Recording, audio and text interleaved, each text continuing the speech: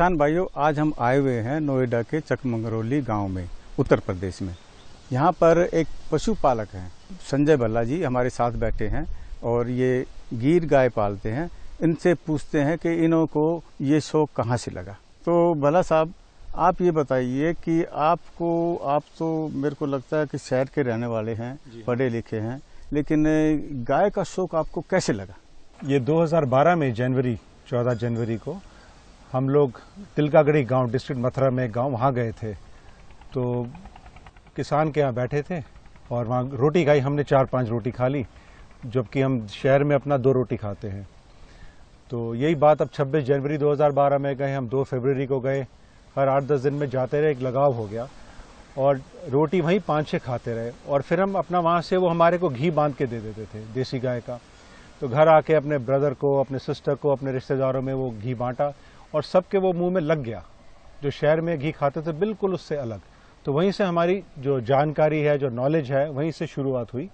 और फिर पता लगा कि देसी गाय, HF, जर्सी, भैंस, इसका क्या महत्व है, दूध का क्या डिफरेंसेस है। तो वहीं से ये सब शुरू हुआ। तो हमने फिर डिसाइड किया कि देसी गाय के ऊपर थोड़ा रिसर्च करें। उसमें इन पर्टिकुलर सारी देसी गायें, हम जिसमें टांड होता है वो देसी गाय होती है, टांड वाली। इन पर्टिकुलर उसमें हमने सेलेक्ट किया गीर, क्योंकि हम जब नेट पे गए तो हमने देखा कि गीर गाय का बहुत बोलबाला है, हिंदुस्तान में भी नहीं, बाहर भी, दोनों जगह पे। तो फिर हमने गीर गाय को आइडेंटिफाई किया और हमने बोला चलिए उसको हम पालते हैं। तो हमने पहले गीर गाय से शुरुआत की और गीर गाय खरीद के किसान को दी, तिलकागढ़ी गांव में।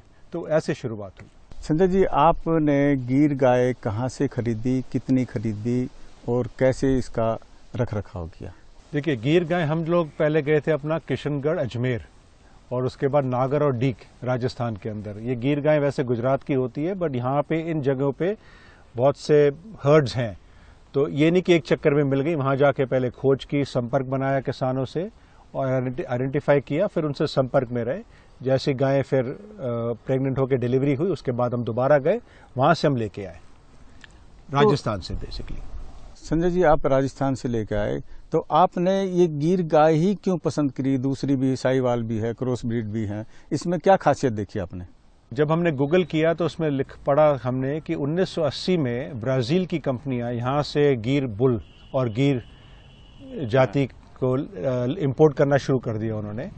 और आज फिर उन्होंने उसके ऊपर रिसर्च की, गीर के ऊपर। वो उन्होंने बहुत देसी गाय पे रिसर्च की, अंगोल पे, साहिवाल पे, थापरकर पे, बट उन्होंने गीर के ऊपर आइडेंटिफाई किया। और गीर का दूध उनके हिसाब से बहुत बढ़िया है, न्यूट्रिटिव वैल्यू उसकी सबसे बेस्ट मानी गई है। तो उसी बेसिस के लेके, उस बेसिस के ऊपर हमने डिसाइड किया हम गीर को ही करेंगे। अच्छा, आपने कितनी गाय ली? शुरुआत में तो हमने पहले 2 ली, फिर 3 ली, ऐसे करते करते करते अब हमारे पास टोटल 100 के करीब गाय हैं।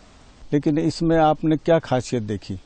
देखिए, गाय के खासियत सब जगह लिखी गई है, तो हमने उसको साइंटिफिक वे में, तो मैं इंजीनियर हूं तो मैंने उसको साइंटिफिक वे में जाना चाहा और खोज की। तो ये पता लगा कि जो उसका घी का जो फैट है उसका मेल्टिंग पॉइंट है 37 डिग्री। और हम लोग वार्म ब्लडेड मैमल्स हैं, हमारे सबका बॉडी टेम्परेचर 37.2 डिग्री होता है। बाकी बफलो का फैट है, बफलो की जो दूध का फैट है वो सब 40 डिग्री है। तो तभी आयुर्वेदा में भी कहते हैं कि आप गाय का घी हर एक को पच जाता है, बच्चा हो या बूढ़ा हो, क्योंकि आपके बॉडी के तापमान से उसका मेल्टिंग पॉइंट नीचे है। तो एक ये बड़ी सिंपल सी बात थी। फिर और बाकी उसके अंदर कंजुगेटेड लिनोलेक एसिड है, साइंटिफिक चीजें हैं जो कि प्रूवन है। इतना बढ़िया कैल्शियम है उसके अंदर, सब कुछ है, बशर्ते सच हो, शुद्ध हो, मिक्सिंग ना हो। बस उसी से शुरुआत हुई। तो फिर उसके बाद जब गाय के दूध और घी के बारे में सब पता लगा, मूत्र के बारे में भी सुना था, गोबर के बारे में भी सुना था, तो बस आगे बढ़ते गए और उसको अपने किसान के साथ और खेती के साथ और इंसान के साथ भी जोड़ते रहे। मैंने ये देखा कि आपके आदमी जो है गाय का पेशाब इकट्ठा कर रहे थे, गोबर इकट्ठा कर रहे थे, तो इसका क्या महत्व है? इसको किस तरह से इस्तेमाल करते हैं?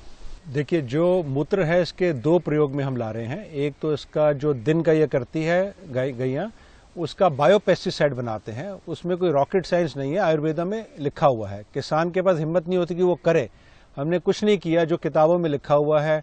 मूत्र लिया दिन का, नीम लिया, लहसुन लिया, मिट्टी के घड़े में डाल के उसको 21 दिन जमीन पे दबा दिया और 21 दिन के बाद निकाल के उसका पत्ता वत्ता निकाल के, छान के, डिकेंट करके और उसको कॉपर की हांडी में उसको बॉईल कर दिया। वो कॉन्सेंट्रेट बन गया, वो आपको बायोपेस्टिसाइड है। 1:100 को डाइल्यूट करके आप स्प्रे करिए, आपकी कीटनाशक दवाई का काम करता है।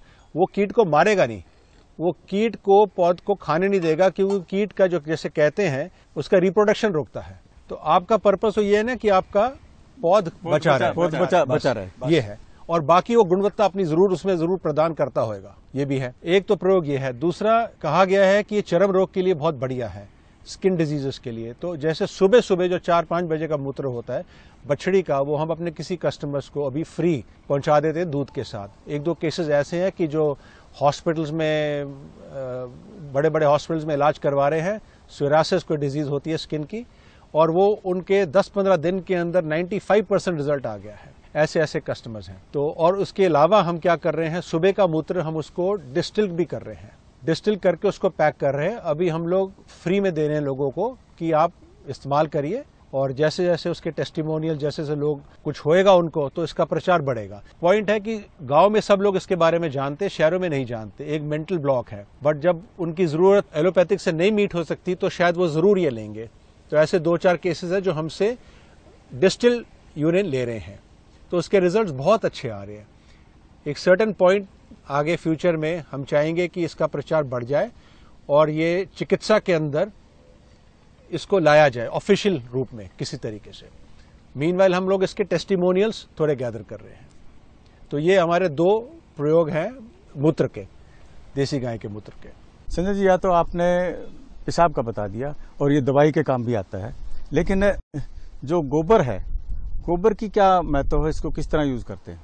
गोबर का इम्पोर्टेंस तो किसान को शुरू से पता है, परंतु अब किसान इतनी जल्दी में है तो उसका पूरा प्रयोग वो नहीं कर पाता। क्योंकि पहले क्या होता था, पहर की जमीन, बाहर की जो जमीन होती थी, उस पर गोबर को छोड़ देते थे सालों साल। अब उसको इतनी जल्दी होती है, एक तो पशु भी कम हो गया है, और इतनी जल्दी होती है कि 12 महीने से पहले वो पूरी कंपोस्ट नहीं हुई होती, तो वो उसको इस्तेमाल करता है। उसके इस्तेमाल से क्या होता है, टर्माइट, दीमक आती है अगर वो पूरी कंपोस्ट नहीं होती। तो इसका हल हमने ये सोचा कि अगर हम बायोगैस प्लांट लगाएं तो उसमें से जो स्लरी निकलती है, वो स्लरी जो डाइजेस्ट हो चुकी होती है 60-70 डिग्री के ऊपर, उसकी क्षमता टर्माइट बनाने की खत्म हो चुकी होती है, और वो ज्यादा रिच होता है अपने माइक्रो न्यूट्रिएंट्स में और मेजर न्यूट्रिएंट्स में, जैसे एनपीके। तो परंतु हमने तो ये अपने यहाँ कर लिया, अब किसान ये नहीं कर पाता क्योंकि उसका बायोगैस प्लांट भी नहीं चल पाता। बट हमारे यहाँ जो स्लरी है, इसको हम ड्राई करते हैं और इसको फिर सुखाते हैं, फिर इसको पीट के इसका छोटा छोटा टुकड़ा बनाते हैं और इसका जाल से इसको छनते हैं, और छनने के बाद इसको पैक करके किचन गार्डन्स के लिए दे देते हैं। और बड़ी फार्मिंग के लिए जो मोटा टुकड़ा है वो बड़ी फार्मिंग के लिए चला जाता है। तो ये अभी जो हमने इसकी रिपोर्ट लगाई, इसके अंदर नाइट्रोजन, अपने पूसा इंस्टीट्यूट से हमने रिपोर्ट जो आई है, इसमें नाइट्रोजन 2.69% पाया गया है, जबकि अराउंड 0.8 से 1.2 की एवरेज आती है सब गोबरों के अंदर। तो इसकी एक बहुत इंपॉर्टेंस है। ये आप डीएपी और यूरिया को पूरी तरीके से इससे आप रिप्लेस कर सकते हैं। और अगर आप साथ में पंचगव्य भी लिखते हैं, तो पंचगव्य क्या चीज है, 5 चीजें गाय की, और साथ में आप उसमें गुड़ डाल दीजिए, केला डाल दीजिए, कोकोनट डाल दीजिए, तो उससे आपके माइक्रो न्यूट्रिएंट्स भी आ जाते हैं। और माइक्रो न्यूट्रिएंट्स और मेजर न्यूट्रिएंट्स दोनों आपके पंचगव्य से सॉइल को मिल जाते हैं, सॉइल से प्लांट को मिलते हैं, प्लांट से इंसान को मिलते हैं।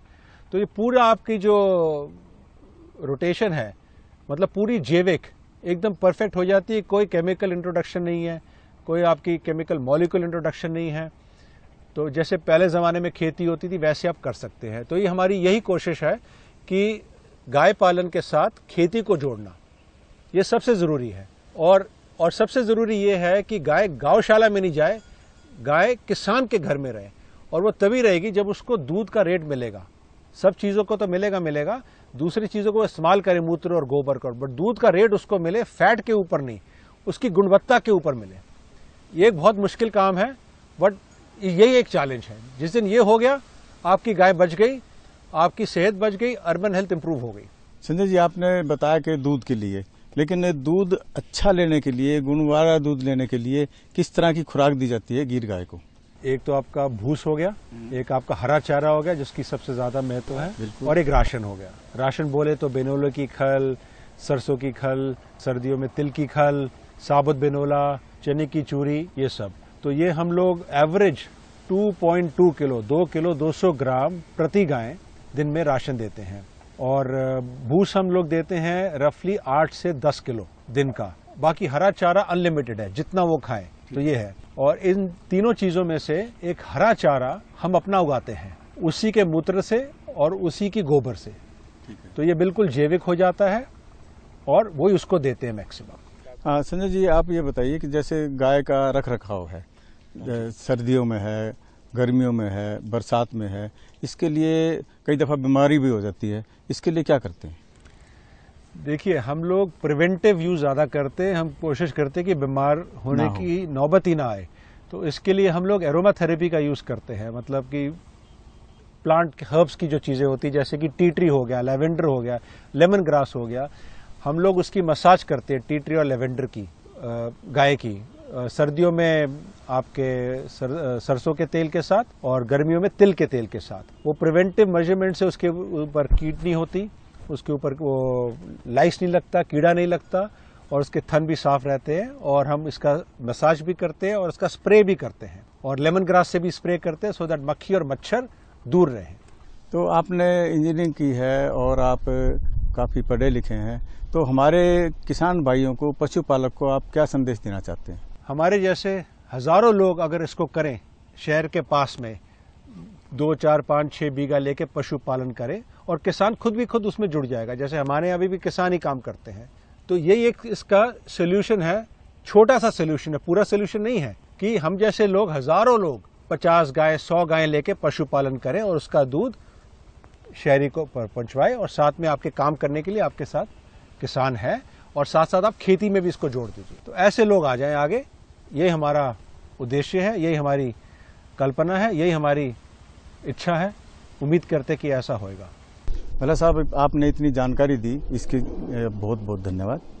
और हम ये सोचते हैं कि हमारा जो किसान है, पशुपालक है, आपकी जानकारी से वो पशु पाले और फायदा उठाए। खुशबू की फुहार में, स्वाद की बहार में, तरक्की की तानों में, खिलती मुस्कानों में, हरे भरे पौधों में, बड़े बड़े सौदों में, मधुर भिनभिनाहट में, खुशियों की आहट में। NHM बागवानी मिशन, हमारी चाहत, आपकी मुस्कुराहट।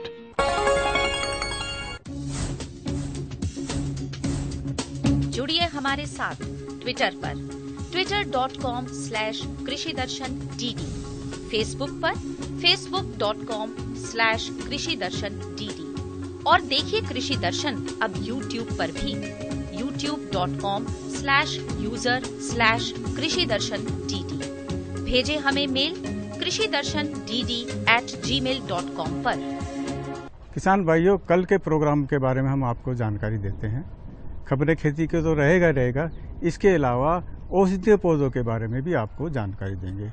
अब समय समाप्त होता है। किसान बहन भाइयों, नमस्कार।